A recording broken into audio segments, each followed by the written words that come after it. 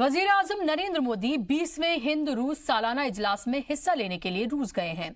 Eastern economic forum के अलावा उन्होंने मलेशिया के वजीर आजम महातिर मोहम्मद से मुलाकात की। इस दौरान दोनों लीडरान के बीच जाकिर नाइक की हवालगी को लेकर चर्चा हुई। खारजा सेक्रेटरी विजय गोखले ने बताया कि जाकिर को हिंदुस्तान वापस लाने का मुद्दा हमारे लिए अहम है। इसके लिए दोनों ममालिक के अफसरान के बीच राब्ते में बने रहने पर रजामंदी हुई है। जाकिर नाइक हिंदुस्तान में मनी लॉन्ड्रिंग के मामलों और दहशतगर्दाना सरगर्मियों को फरोग देने का मुलजिम है। जाकिर नाइक 2016 में भारत छोड़कर मलेशिया चला गया था। जाकिर की हवालगी के लिए हिंदुस्तान लगातार मलेशिया के राब्ते में है और उसे वापस लाने के लिए कई बार मलेशिया से मांग कर चुका है। दो तरफा मुलाकात के दौरान मोदी और महातिर के बीच आपसी ताल्लुकात बढ़ाने पर भी बातचीत हुई।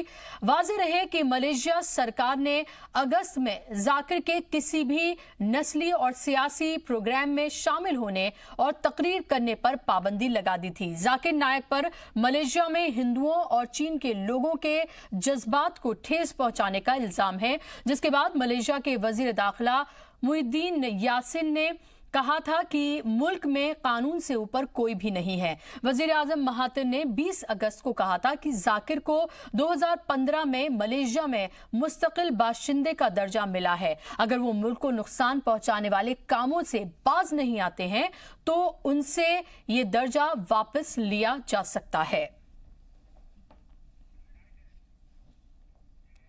जहां तक जाकिर नाइक की बात है, जी हाँ, प्रधानमंत्री ने इस बात को उठाई है और हम दोनों पक्ष ने यह तय किया है कि हमारे अधिकारी इस पे संपर्क बनाए रखेंगे और हमारे लिए महत्वपूर्ण विषय है।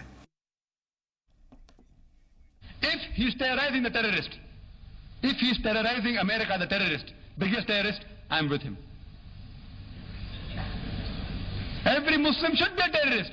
The thing is that if he is terrorizing a terrorist, he is following Islam. We know very well. There is nothing hidden. It's an open secret that this train, the bogie that was burned, according to forensic reports, according to circumstantial evidence, it says that the coach was burnt from inside. Saying that, I would like to tell you that even the Hindus, even they should not say Vande Mataram. Because if you know the song written by Bankim Chandra Upadhyaya, Vande Mataram means I bow down to my motherland. What they were doing is surely they were educating the Buddhists, and in none of the Buddhist scripture is it mentioned that they should make a statue. तो वो तमाम आपने छोटी छोटी clips अभी जाकिर नाइक की सुनी है जिसको लेकर कंट्रोवर्सी हुई है। और हम आपको बता दें कि 2016 में जिस तरह की कंट्रोवर्सी हुई थी उसके बाद जाकिर नाइक एक तरह से यहां से भागा हुआ है और मलेशिया में उसने शरण ली हुई है और वहां पर उसको एक तरह के परमानेंट रेजिडेंट का दर्जा वहां पर मिला हुआ है। इससे पहले की हुकूमत ने दिया था। महातिर मोहम्मद की हुकूमत के आने के बाद इसको लेकर कोई रिव्यू नहीं हुआ है। अभी वजीर आजम नरेंद्र मोदी रशिया में हैं और वहां पर ईस्टर्न इकोनॉमिक फोरम की जो समिट है वहां पर हिस्सा लेने के लिए गए हुए हैं। महातिर मोहम्मद से वहां उनकी मुलाकात हुई है और मुलाकात के दौरान जो है ये बात हुई है कि किस तरह से जाकिर नाइक की क्या किसी तरह से हिंदुस्तान में हवालगी हो सकती है, उनको क्या हिंदुस्तान के हवाले किया जा सकता है। इस पर बात करने के लिए मेरे साथ खास मेहमानों का पैनल जुड़ गया है। इनका तारुफ मैं आपसे कराना चाहूंगी। मेरे साथ रोबिंद सचदेव हैं, डिफेंस एक्सपर्ट के तौर पर मेरे साथ जुड़ गए हैं। संजय के चड्डा साहब हैं, सुप्रीम कोर्ट के लॉयर हैं। केवल कृष्णा साहब हैं मेरे साथ, पॉलिटिकल एनालिस्ट के तौर पर जुड़ गए हैं। डॉक्टर गुलरेज शेख बीजेपी के लीडर हैं, मेरे साथ जुड़ गए हैं। आप तमाम मेहमानों का बहुत बहुत इस्तकबाल है। डॉक्टर गुलरेज, आपसे शुरुआत करूंगी। क्या माने हम 3 साल में क्या ऐसा बड़ा है जो हम ये उम्मीद करें कि जाकिर नाइक की हवालगी हो सकती है, उसे हिंदुस्तान वापस लाया जा सकता है? बल्कि हम ये देखें कि लगातार जो कोशिशें हुई एक तरह से सरकार को उसमें कोई कामयाबी हासिल नहीं हुई है। देखिए, 3 वर्षों में दो जो सबसे बड़े अंतर आए, एक तो वर्ल्ड वाइड भारत का स्ट्रेचर बड़ा है। नंबर 1। नंबर 2, जो इस्लामिक कंट्रीज है दुनिया की, उसमें भी भारत के संबंध काफी प्रगाढ़ हुए हैं और भारत को कई देशों ने, भारत के प्रधानमंत्री को वहां के सर्वोच्च पुरस्कार से नवाजा है। लेकिन इससे इसका कोई ताल्लुक नहीं है। डॉक्टर गुलरेज, आप सीधे इसके बारे में बताइए, आप सीधे इसके बारे में बताइए, इसका इससे सीधा कोई ताल्लुक नहीं है। नहीं, सीधा ताल्लुक होता है जब इंटरनेशनल डिप्लोमेसी होती है। आप ये देखिए, क्रिश्चियन मिशेल को कहां से लाया गया था? यूनाइटेड अरब एमिरेट्स से लाया गया था, और जिसका लाना बड़ा मुश्किल था। क्यों मुश्किल था? क्योंकि उनका एक तो पासपोर्ट था वो यूनाइटेड किंगडम का था, तो यूके का शहरी को, जो कि तीसरी कंट्री में बैठा था यूनाइटेड अरब एमिरेट्स में, उसको यदि इंडियन एजेंसी एक्सपेडिट करती है तो इतनी आसान नहीं था, टेढ़ी खीर थी। अभी आप देखिए कि चाहे विजय माल्या के ऊपर भी फंदा कसा रहा है, वहां की प्रोसीजर्स चल रहे हैं, लेकिन जहां तक जाकिर नायक का बात है, देखिए भारत का एक दबदबा है उस क्षेत्र में भी, और मलेशिया से हमको जितना लेना है उससे अधिक मलेशिया को हमारी आवश्यकता पड़ रही है। क्यों पड़ती है? क्योंकि आप उनका ट्रेड इसीलिए तो डॉक्टर गुलरेज, मैं आपसे ये सवाल पूछ रही हूँ कि इन 3 सालों में ऐसा क्या हुआ है कि हम ये उम्मीद बांधें कि जाकिर नायक को हिंदुस्तान लाया जाएगा? ये इसीलिए आप माने क्योंकि हमारा जो स्ट्रेचर और हमारी डिप्लोमेसी की जो विन विन पॉलिसी है वो अच्छी होती जा रही है। दूसरी बात, जहां तक महातिर मोहम्मद का विषय है, देखिए मलेशिया की जो पूर्ववर्ती सरकार थी वो एक कट्टरपंथी सरकार थी। अभी जो महातिर मोहम्मद की सरकार है वह एक उदारवादी सरकार है। दूसरा एक और विषय जो हुआ है, वहां पर भी उन्होंने अपनी करतूतें की है। वहां पे चाइनीज और हिंदुओं के खिलाफ उन्होंने जहर उगला। अब स्थिति यह बन गई कि वहां की कोर्टों में भी उन पर केस चल रहा है और वहां पर उनके टीवी पर भी और उनके स्पीचेस पर भी बैन लग गया। तो अब यहां से भी वही बात आ रही है। उसके बाद बांग्लादेश से गई, फिर श्रीलंका से आई, अब पहुंचते पहुंचते मलेशिया जिसने उनको रखा, वहां पर भी वही स्थिति मैं आपके पास लौट रही हूँ डॉक्टर गुलरेज, मैं आपके पास लौट रही हूँ। रॉबिन सचदेव, आप मुझे बताइए कि अभी आखिर ऐसा क्या हुआ है, जो सवाल मैं उनसे पूछ रही हूँ, आपसे भी पूछ रही हूँ कि 3 सालों में ऐसा क्या हुआ है कि हम ये उम्मीद करें कि जाकिर नायक को जल्द से जल्द हिंदुस्तान लाया जा सकता है। एक चेंज हुआ है कि वहां की हुकूमत बदली है, और अगर हमारी इस हुकूमत से बेहतर ताल्लुकात हुए हैं तो हम ये उम्मीद कर सकते हैं कि शायद आपसी जिस तरह की बातचीत शुरू हो उससे कोई बदलाव आए, लेकिन फिलहाल अभी ऐसा कुछ नहीं हुआ है। श्योर, मैं इसको एक अलग प्रिज्म से देखता हूं। परहैप्स पिछले 3 सालों में क्या हुआ, भारत ने जो प्रयास करे हमें पता नहीं, पब्लिक डोमेन में नहीं है, उसका रिजल्ट क्या आया अभी तक तो नहीं आया। बट मेरे विचार से आज जो पीएम की और मलेशिया पीएम महातिर से बातचीत हुई, उसके बाद जो हमारे फॉरेन सेक्रेटरी ने अनाउंसमेंट करी कि भाई ये मिले हैं और ये मुद्दा रेज किया गया है, ये मुझे इंडिकेट करता है कि गवर्नमेंट इज होपफुल। अदरवाइज देखिए, अगर हमारी सरकार ने या पीएम ने बात करी होती और हमें होता कि डिलीवरी नहीं होगी, तो लीडर्स के बीच में बात हो जाती है, बट बाहर प्रेस कॉन्फ्रेंस में या प्रेस ब्रीफिंग में नहीं बोलते। तो क्योंकि इन्होंने ब्रीफिंग में बोला है, ओके, तो इससे मुझे लगता है कि there is optimism with the prime minister और विद द फॉरेन सेक्रेटरी और हमारी गवर्नमेंट में कि इसमें अब कुछ जल्दी प्रोग्रेस हो सकती है। मैं इसको इस हिसाब से एनालाइज करता हूं, क्योंकि देखिए लीडर्स आपस में बहुत सारी चीजें होती है, बातें करते हैं जो बाहर कमरे के बाहर बिल्कुल नहीं बताई जाती है, राइट? बट अगर ये चीज बताई जा रही है, दैट मीन्स कि गवर्नमेंट को होप है, या जो भी डिस्कशंस हुई हैं कि आगे प्रोग्रेस जो होगी उसमें प्रॉब्ली चांसेस हैं कि जाकिर नाइक को एक्स्ट्राडाइट किया जाएगा। ओके संजय जी, लेकिन हम ये देखें कि एनआईए और ईडी की अगर हम बात करते हैं तो जाकिर नाइक के खिलाफ जांच चल रही है, बहुत सारी प्रॉपर्टीज हैं जिनको जब्त कर लिया गया है और लगातार ये सिलसिला अभी भी जारी है। लेकिन अगर हम कानूनी पहलू यहां पर देखते हैं, एक शख्स जिसके ऊपर हिंदुस्तान में केस चल रहा है, जो हिंदुस्तान का शहरी है, उसको मलेशिया ने परमानेंट रेजिडेंसी दे रखी है, यानी कि वहां का वो रेजिडेंट है। ऐसे में अगर हिंदुस्तान उसको वापस लाना चाहता है तो कानूनी पहलू क्या है, वो मैं समझना चाहूंगी आपसे। देखिए, मैं पहले कानूनी पहलू बताऊंगा, फिर गुलरेज शेख ने जो कहा है 5 बिंदु, उन पे भी जवाब देना चाहूंगा प्लीज।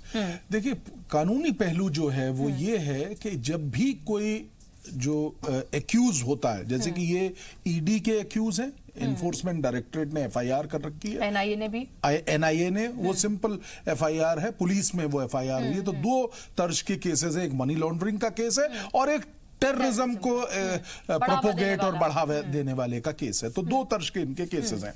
उसके लिए अगर किसी भी एक्यूज को बाहर से लाना होता है, उसको एक्स्ट्राडिशन कहते हैं, वो एक्स्ट्राडिशन के लिए देखिए, एक्स्ट्राडिशन एक कॉन्ट्रैक्ट होता है, एक एग्रीमेंट होता है।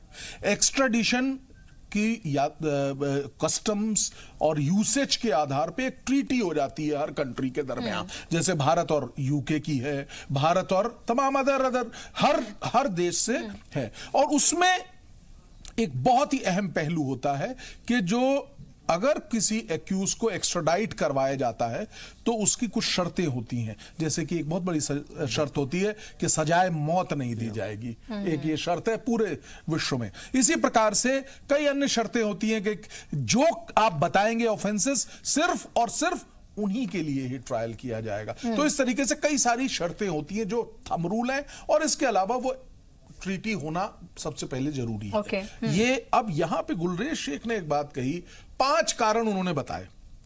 पहला बताया कि इंडिया स्ट्रांग हो गया है, मुस्लिम जो ममालिक हैं वहां पे इंडिया का कद बहुत बढ़ गया है। इसके अलावा उन्होंने ये भी बताया कि वहां पे मलेशिया में भी केसेस चल रहे हैं। अरे भाई, अगर मलेशिया में केसेस चल रहे हैं तो पहले उन केसों का निपटारा होगा, उसके बाद ही भारत का नंबर आएगा। ये एक बहुत अहम बात है। तो ये तो बल्कि जो भी ये रुकावट हो गई, ये वाली बात रुकावट है। फिर उन्होंने ये भी कहा कि श्रीलंका में भी केसेस चल रहे हैं, उसमें भी, तो वो भी एक रुकावट है।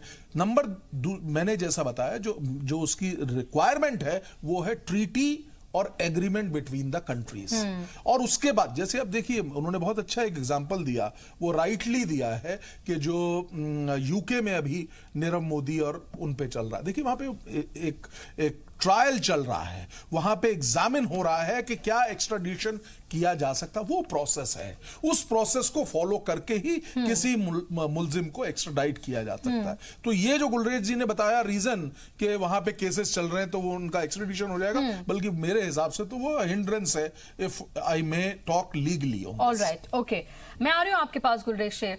केवल जी, लेकिन आपको क्या लग रहा है कि जाकिर नायक की हवालगी कितनी मुश्किल, कितनी आसान आपको लगती है? एक बदलाव हुआ है, वहां की हुकूमत वहां पर बदली है, और उससे जाहिर सी बात है कि रिश्ते हमारे बेहतर पहले भी थे और अब और बेहतर हुए हैं। और लगातार हम ये देख रहे हैं कि सिफारती तौर पर अगर हम ये देखें तो तमाम मुल्कों से हमारे रिश्ते पहले से बेहतर हुए हैं। लेकिन अभी अगर जाकिर नायक की हम बात करते हैं, ये इनकार नहीं किया जा सकता कि उसकी फैन फॉलोइंग है वहां पर, तभी जाहिर सी बात है वो पब्लिक प्लेटफॉर्म पर, टीवी पर, तमाम जगह जाकर अपनी स्पीचेस देता है। हालांकि वहां पर उसने जिस तरह की बात की, उसके बाद उसके ऊपर केस वहां पर लग गया है। लेकिन कितना आसान, कितना मुश्किल आपको लगता है एक्स्ट्राडिशन जाकिर नायक का? जाकिर नायक की जो हिस्ट्री है उसको आपको देखना पड़ेगा। He has been a Mumbai boy. वो टाई पहन के इंग्लिश में इस्लाम का प्रचार करते हैं। कुछ साल पहले तक उनकी रेलेवेंस कुछ और थी। बीते 1 साल में जो उनकी कॉइनेज है, जो रिस्पेक्ट है, जो उनकी इमेज है, उसको बहुत बड़ा धक्का लगा है। और उनकी रेलेवेंस इतनी कमजोर हो चुकी है, उनकी मुनासबत बोलते हैं तो मुनासबत इतनी कमजोर हो चुकी है उनकी कि अब मुझे नहीं लगता कि मलेशिया उनको किसी तरह से सपोर्ट करेगा, बल्कि अपनी जान छुड़ाना चाहेगा। पिछले साल जब उन्होंने बोला कि यहाँ से जितने चाइनीज हैं उनको भगा देना चाहिए और ये मुस्लिम ममालिक का मुल्क है, तो वो एक इतना बड़ा तमाशा उन्होंने वहां खड़ा कर दिया कि पहले एक स्टेट ने उनको बैन किया, फिर दूसरी ने किया, फिर पूरे नेशन वाइड उनके ऊपर बंदी हो गई। तो और दूसरा, जो वहाँ रूलर हैं इस वक्त, वो ट्रेडिशनली 94 साल की उम्र में भी, वो जब से शुरू हुए हैं, वो एक प्रोग्रेसिव इस्लामिक कहे जाते हैं। और वो इस तरह की जो वहाबिज्म वाला लोग हैं उनसे वो बचना चाहेंगे, उनसे वो ट्रेडिशनली उनके खिलाफ रहे हैं। तो ये 2 पॉइंट ऐसे हैं कि मुझे लगता है कि ये उनका यहाँ आना सिर्फ कुछ वक्त की बात है।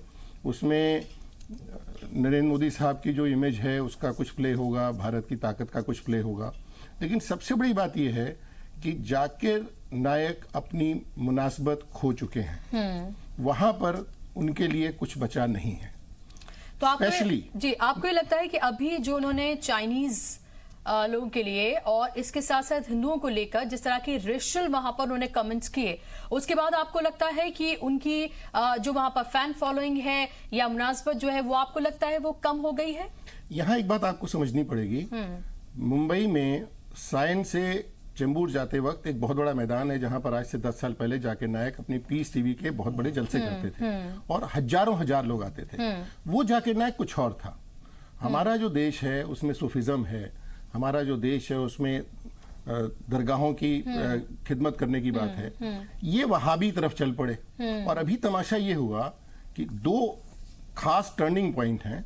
2016 में ढाका में जो ब्लास्ट हुआ उसके जो लोग पकड़े गए जी, तो उनकी जो कंप्यूटर में ये देखा गया कि इनके जो इंस्पायर्ड बाय हिम, वो 2016 एक पॉइंट आया कि नहीं, ये भाई साहब तो ये America is biggest terrorist and terrorist को मारना टेररिज्म नहीं है। ये कुछ उस तरफ चल पड़े। शुरू में ऐसे नहीं थे, शुरू में ये बोलते थे कि हिंदुइज्म का मोस्ट रिफाइंड फॉर्म इस्लाम है और बहुत समझ के बात करते थे। ये पिछले 5 साल में ये सीढ़ी दर सीढ़ी नीचे उतरते गए हैं और अभी इनके जो इंटरनेशनल इमेज है उसमें तमाम तरह की गंदगियां पाई जाने लगी हैं। 2016 के बाद 2019 में जो अभी ब्लास्ट हुआ है फरवरी में श्रीलंका में, वहां पर भी जिन लोगों को पकड़े गए वो भी इनसे इन्फ्लुएंस थे। तो ये अभी इनका जो रूप पहले था, जो इनकी पहले फॉलोइंग थी, वो फॉलोइंग वो पहले वाली नहीं है। कुछ नए लोग जुड़े होंगे उल्टे किस्म के, लेकिन जो जेन्युइन सॉफ्ट इस्लामिक फॉलोअर्स थे वो इनसे अलबत्ता दूर हुए हैं, ऐसा मुझे लग रहा है। बिल्कुल, क्योंकि आप ये देखें कि रॉबिन्स जी कि जब पिक्चर में आए थे जाकिर नायक, तो एक ऐसा शख्स जो एक तरह का डिफरेंट तरीके से, एक मॉडर्न तरीके से इस्लाम को पेश करता था। एक ऐसा शख्स कोट पैंट टाई लगा के, हालांकि उसने टोपी भी पहनी है, दाढ़ी भी है उसके, अंग्रेजी में उसके जो मजमा हुआ करता था वहां हर मजहब के लोग हुआ करते थे। वो अपने अपने तमाम जो डाउट्स होते थे वो पूछते थे। वो बहुत मॉडर्न तरीके से, अच्छे तरीके से अंग्रेजी, हिंदी, उर्दू में वो उनसे समझाया करता था।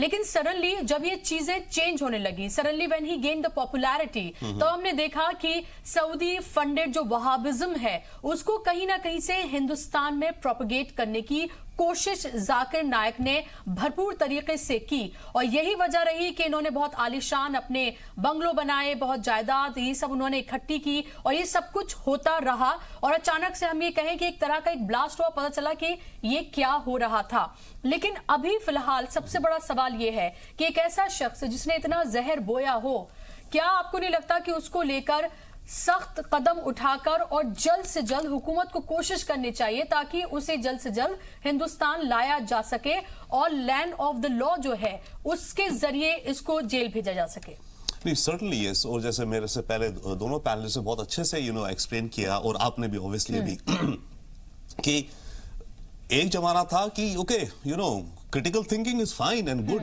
आप क्रिटिसाइज कर सकते हो टेररिज्म को, हर चीज को, व्हाटएवर एटसेट्रा, राइट। उसको अलग रूप से चीजों को देख सकते हो, सबको दुनिया को एक नजरिए से देखने की जरूरत नहीं है। तो वो ठीक था कुछ, जो भी ठीक है, डिबेट है डेमोक्रेसी में एटसेट्रा। बट यस, पिछले 5-1 साल से ये धीरे धीरे मेरे ख्याल से औरों को रेडिकलाइज करने लगे और खुद भी रेडिकलाइज होते गए। वो स्पाइरल हो गया, ये खुद भी रेडिकलाइज होते गए, औरों को भी करते गए। वन सेकेंडली जो हुआ है परहैप्स ऑल्सो, आप जैसे बात कर रही थी कि इनकी फॉलोइंग बढ़ी है या क्या हुआ है, फॉलोइंग शायद नहीं बढ़ी होगी, डेफिनेटली यस, बट जो भी फॉलोइंग है उसके अंदर larger percentage are the ones who are getting radicalized. ठीक है ना। तो ये तो अब ये उस तरफ चले हैं, तो अब उस चीज को लेकर के कोई भी देश इस चीज को ना टॉलरेट कर सकता है, ना अपनी कम्युनल हार्मनी के लिए इसको अलाउ कर सकता है। जैसे एग्जांपल मलेशिया का है, राइट। मलेशिया से पहले आई थिंक ये सऊदी अरेबिया भी ट्राई कर रहे हैं जाने का, वहां पर उनको आला तरीन एजाज वहां पर मिला हुआ है, अवार्ड्स मिले हुए हैं वहां पर। यस, तो जो अब मलेशिया में है, अब मलेशिया में भी इन्होंने अपना यही पूरा अपनी प्रीचिंग रखी है और इस तरह से डिविजन सोसाइटी में क्रिएट कर रहे हैं। तो ऑब्वियसली वहां की गवर्नमेंट इतनी तरस्त होगी जब वहां का प्राइम मिनिस्टर बड़े स्ट्रांगली इनसे अनॉयड है कि ये क्या कर रहा है इंसान हमारे देश में, राइट।